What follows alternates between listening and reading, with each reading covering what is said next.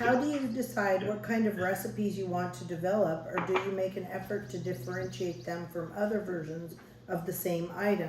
Is it just based on your and Chris's personal taste? That's a Well, good one. it is.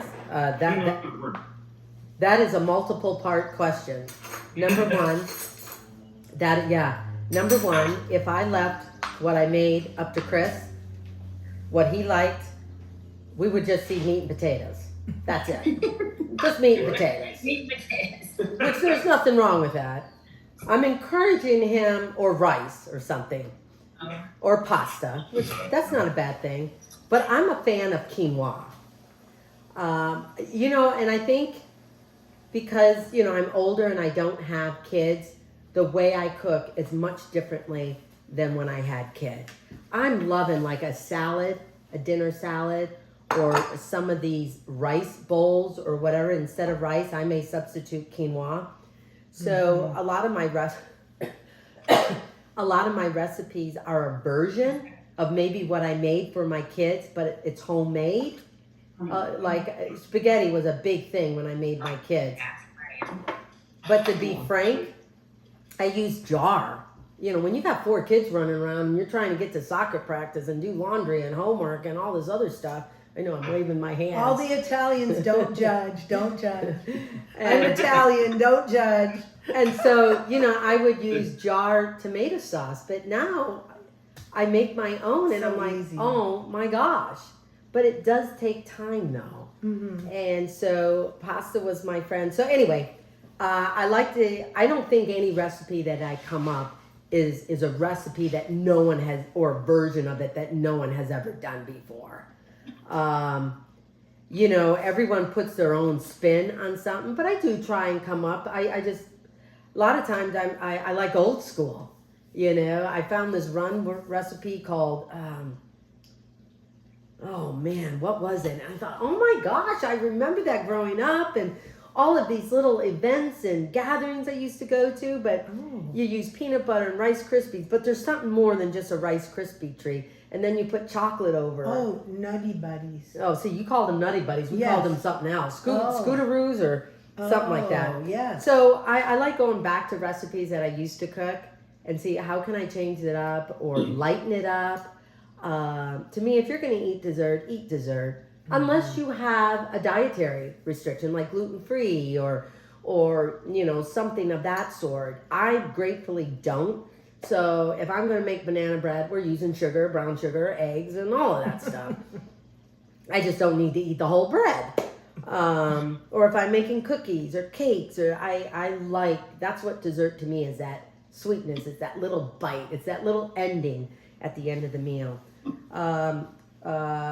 The one thing I really don't cook much of is breakfast. And so the things that I like breakfast is oatmeal. I'm going to come up with a energy little breakfast cookie, but I want something that isn't sweet. I want something that really does add energy. A grab and go thing, because you have no time to do something before you go to work. But I love quiche. I love frittatas. I mean, frittatas, your basics is eggs and cream and cheese.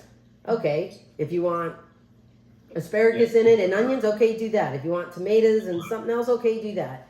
I mean, frittatas is an easy thing. French toast, I couldn't eat French toast every day. Oh my gosh. I know. I'd be a loaf of bread before I knew it.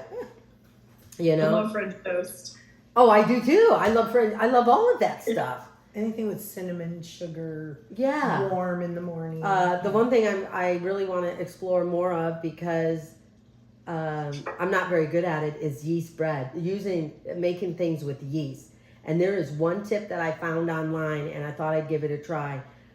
I just don't think my house is warm enough. I have no idea why, because I don't. Had an issue. Because when I did yeast, I thought, man, it's the right temperature. I put the yeast in it. I add it to the flour. You mix it up. Boom, boom, boom.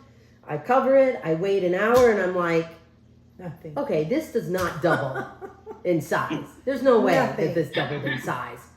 And so what I read online, because I was looking like, how do you help make something rise? Turn your oven on to 200 degrees or 175 or whatever while you're prepping everything. Turn it off and then stick it in the oven. And I'll tell you, I was making focaccia bread. Yes. Oh, this is what they mean when it doubles in size. I was so excited to hear that's what I'm going to do for all of my baking and yeast. Yeah, I love that. Do you like to bake, Tiffany? Oh, was I not? Go ahead. Yeah, sometimes. Do you? Who is the cook in your family?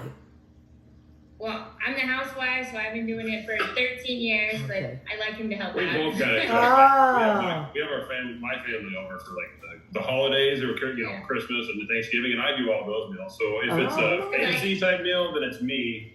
She's good at making, like she makes a really good crock pot soup and stuff that the kids like. So we both finish it.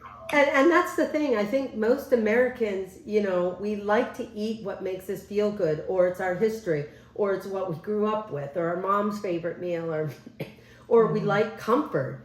And so that's kind of really what I like to do, is just hopefully, something that I grew up with. I grew up in the Midwest, so I like a lot of that. Or some dish that's, more known in Michigan. I have some of those recipes out there. But you're right, I love soups. I love crock pot type of things and stuff like that. It's so funny for you guys because I love it that Chris cleans up after I cook because it's a total racket. He's not going to clean up now, but it's a total thing. So anyway. But that's a good team partner. Oh, it is. Yeah. But I tell you, if I let him cook,